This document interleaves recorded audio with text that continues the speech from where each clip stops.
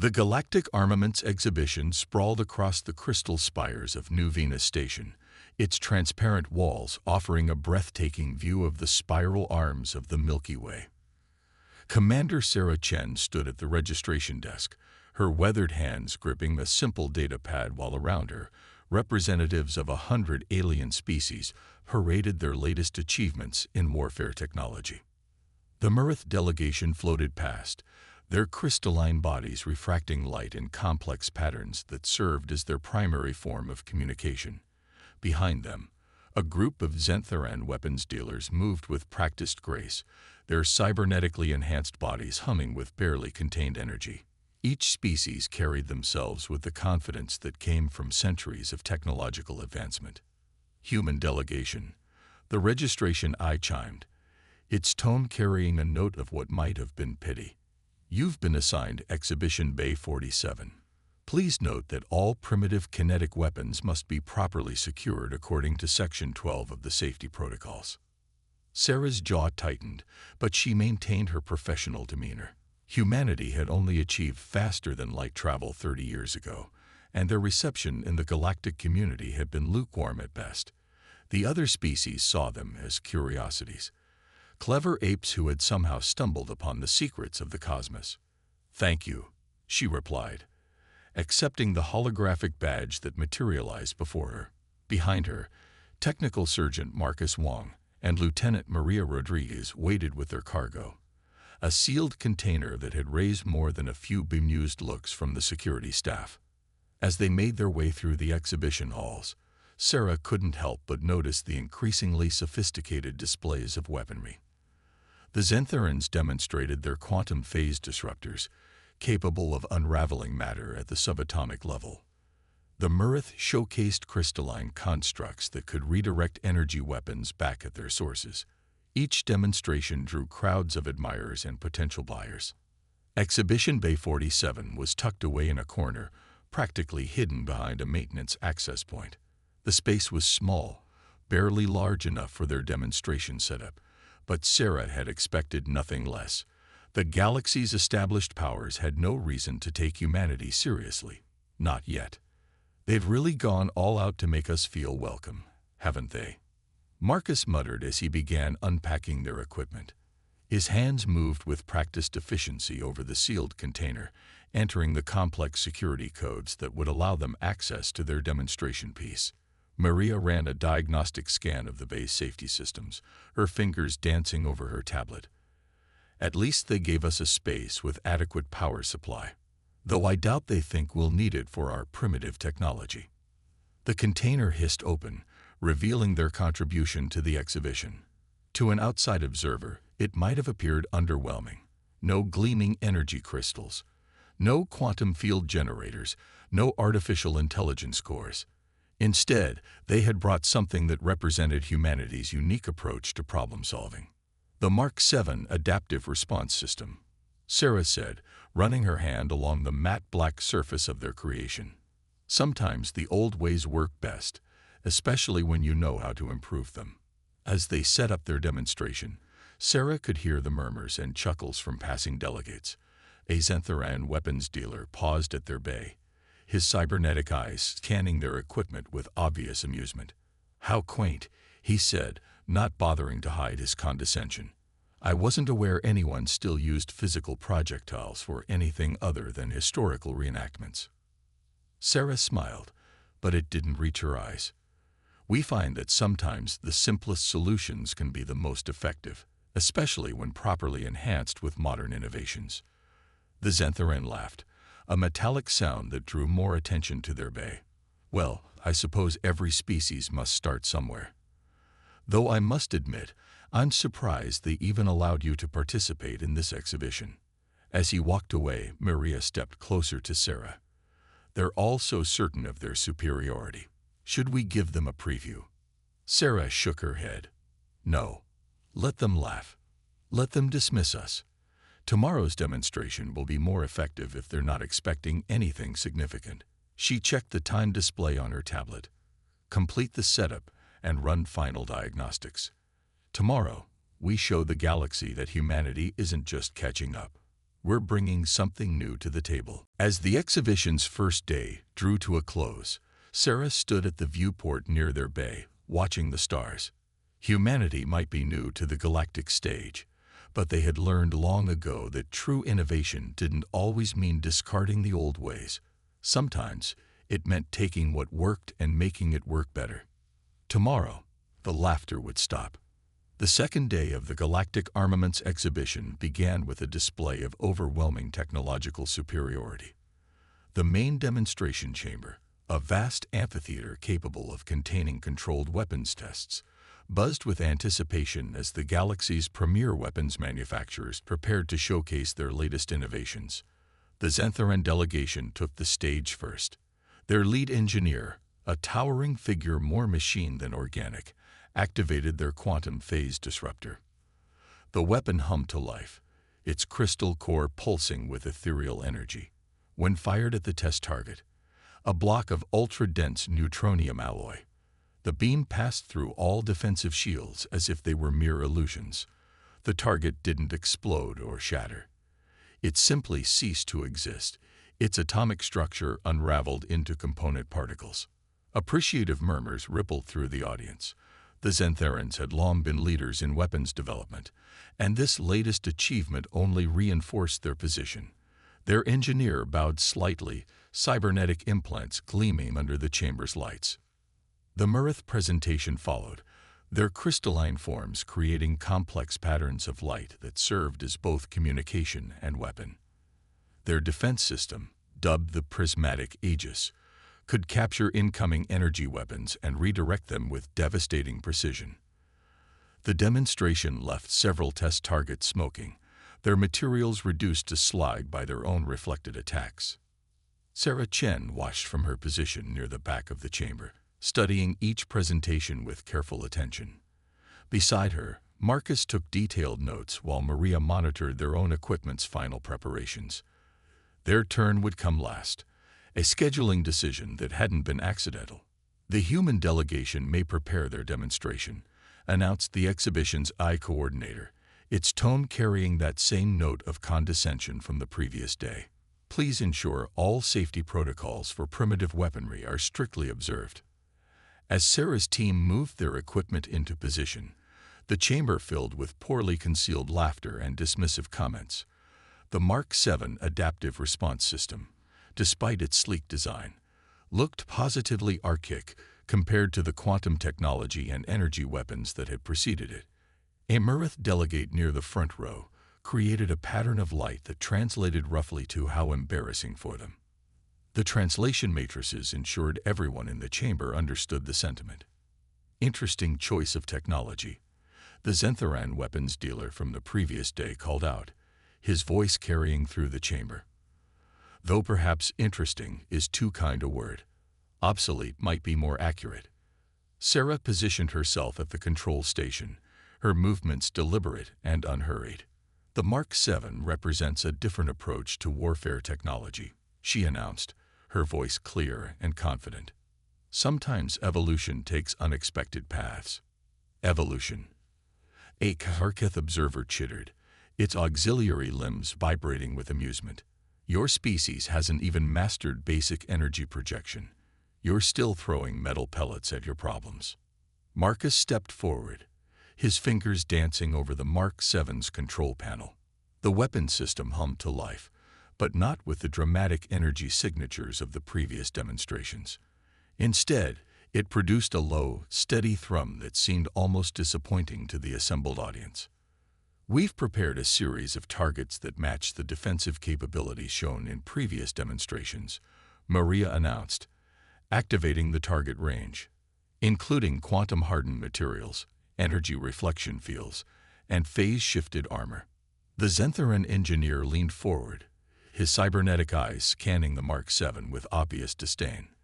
Those defenses were designed to stop actual weapons, not primitive projectiles. This demonstration is a waste of our time. Sarah smiled, but there was steel in her expression.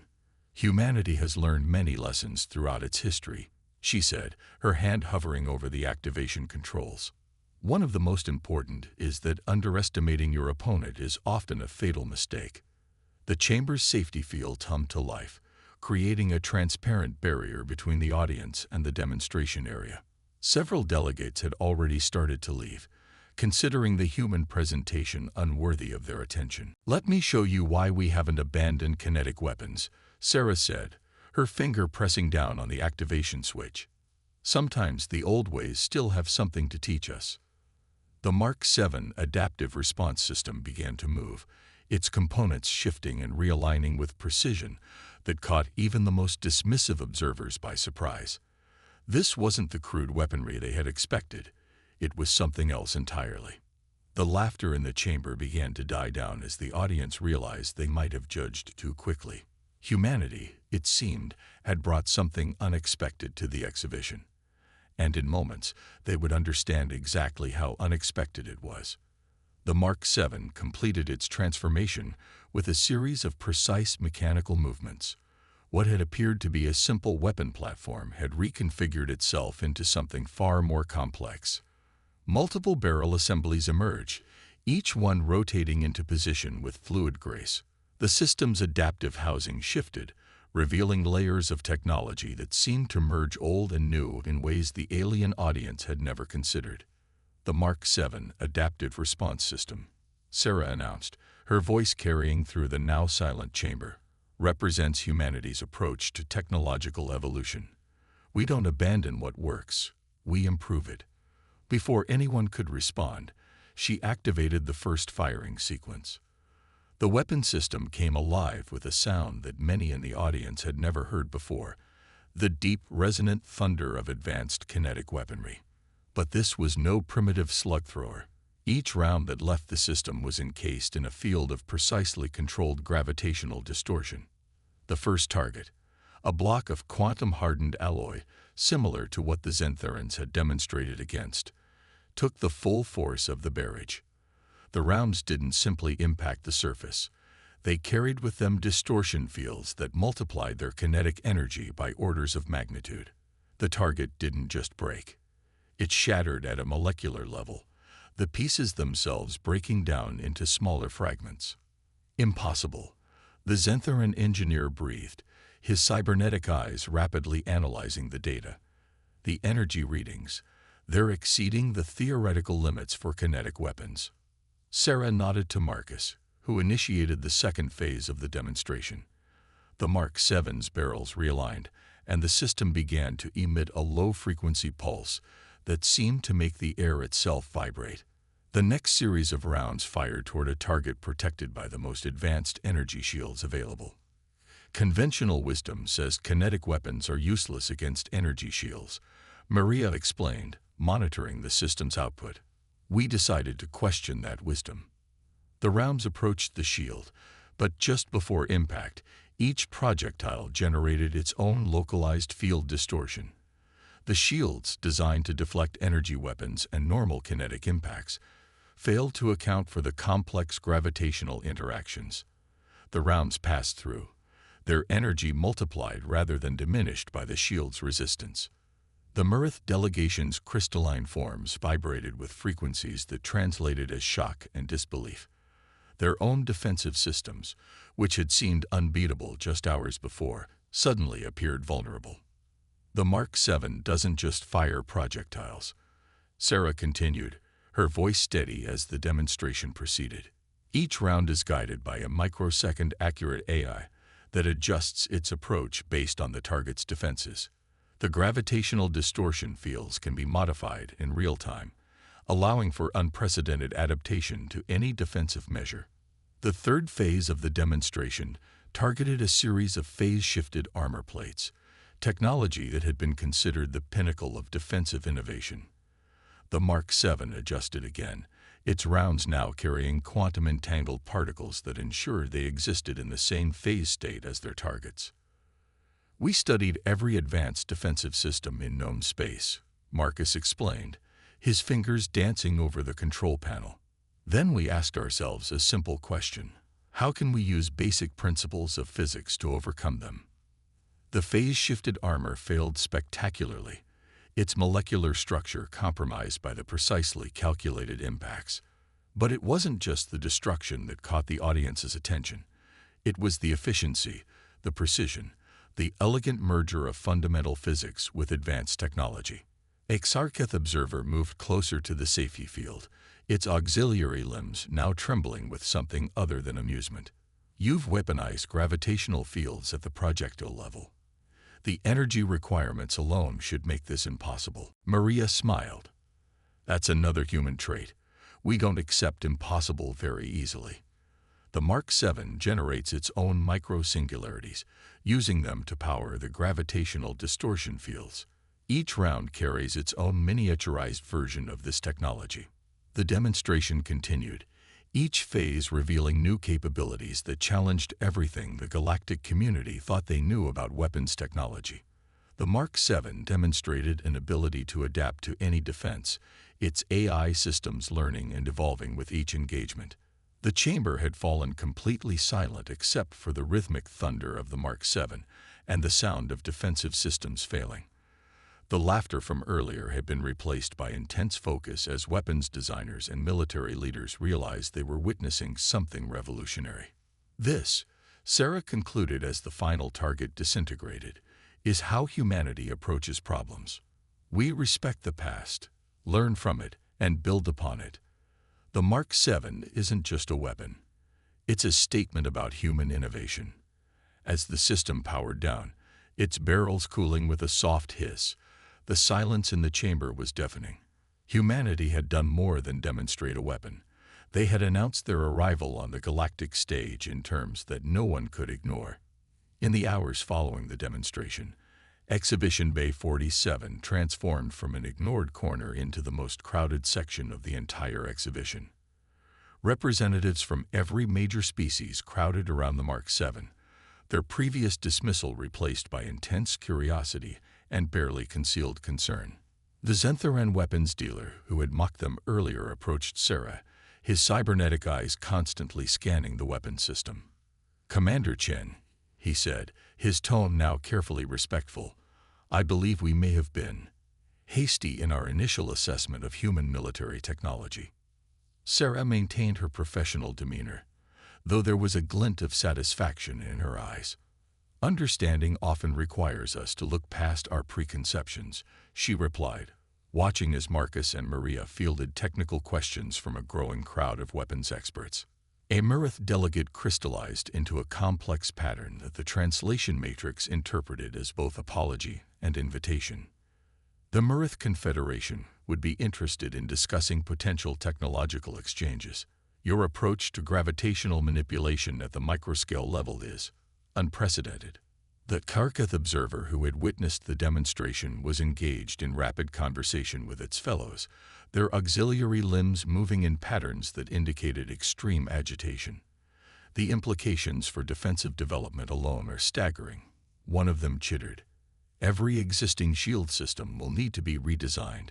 Sarah watched as Maria explained the basic principles behind the Mark 7's adaptive AI to a group of fascinated engineers. "The system learns from each engagement," she was saying. "The AI doesn't just adjust to known defenses.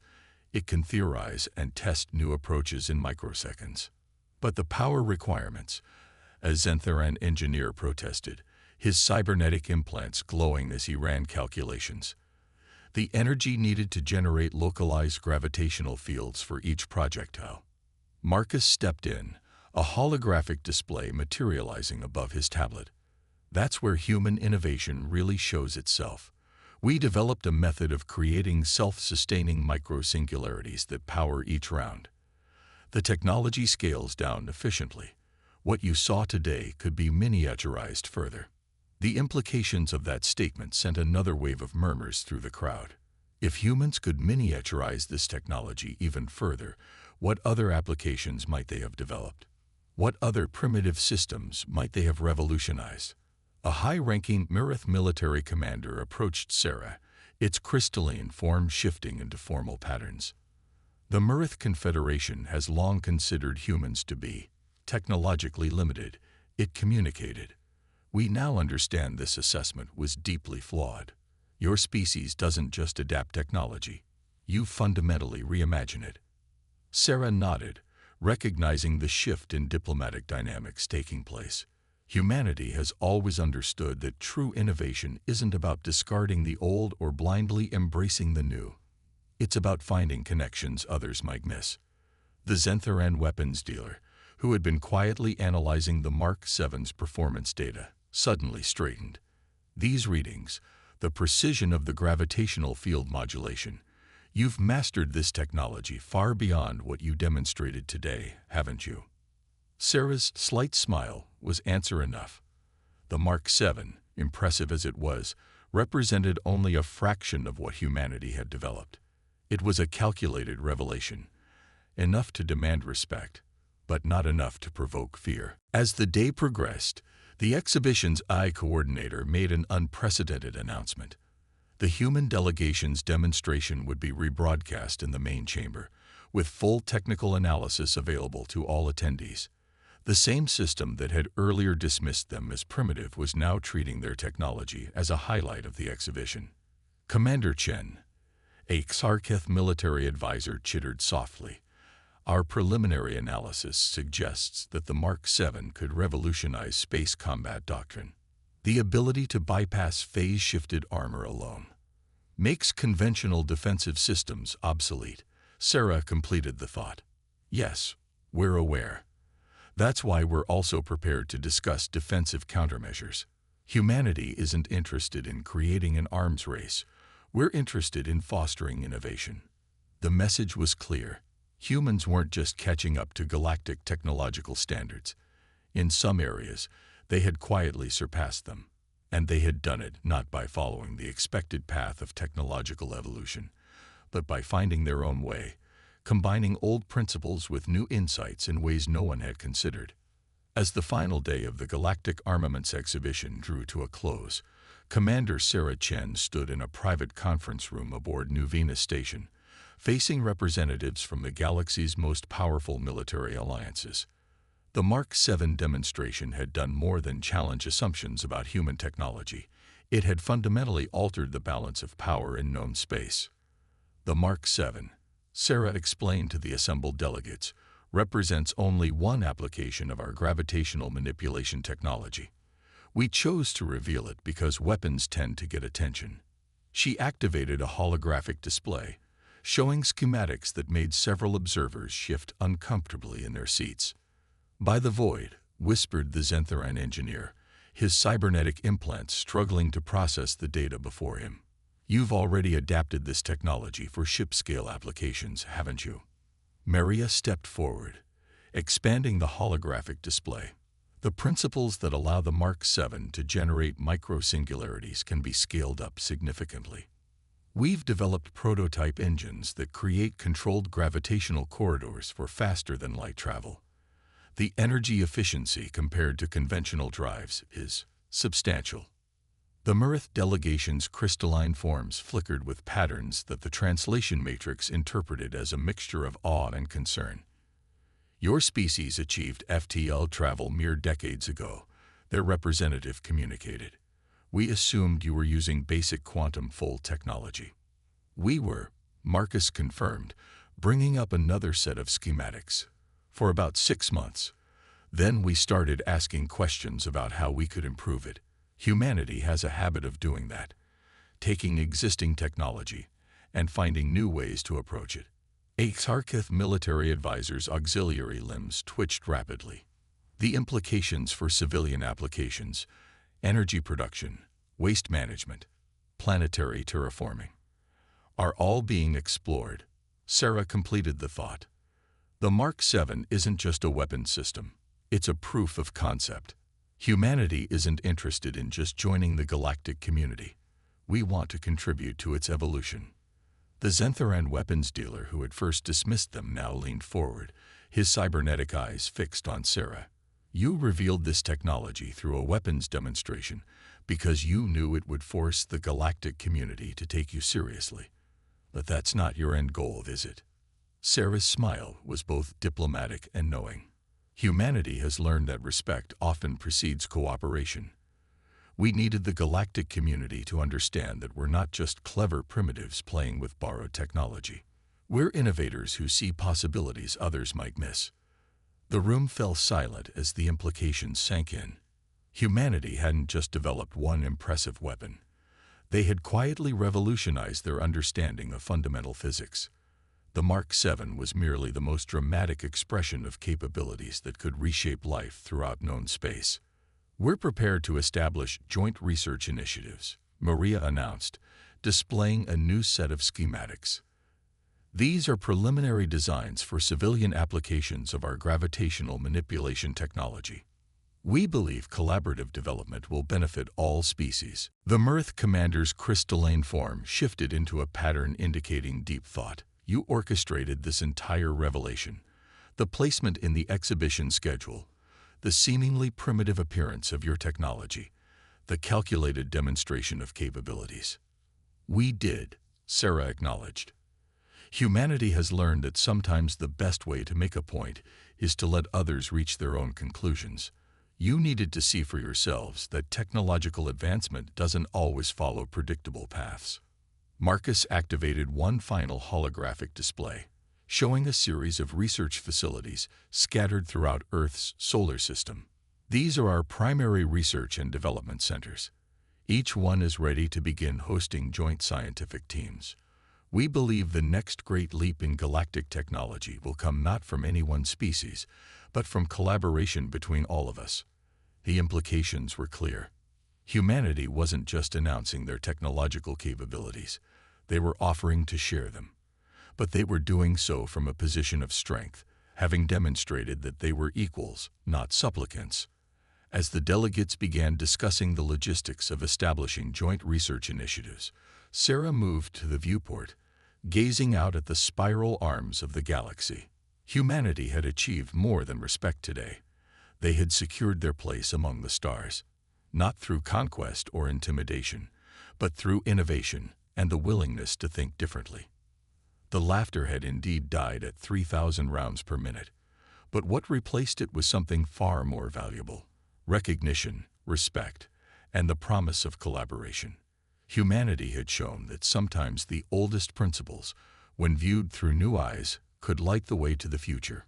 In the depths of space, New Venus Station continued its eternal orbit, now hosting not just an exhibition of weapons, but the beginning of a new era in galactic development. And at its heart stood the proof that humanity's greatest strength wasn't in their weapons or their technology, but in their ability to see possibility where others saw limitations.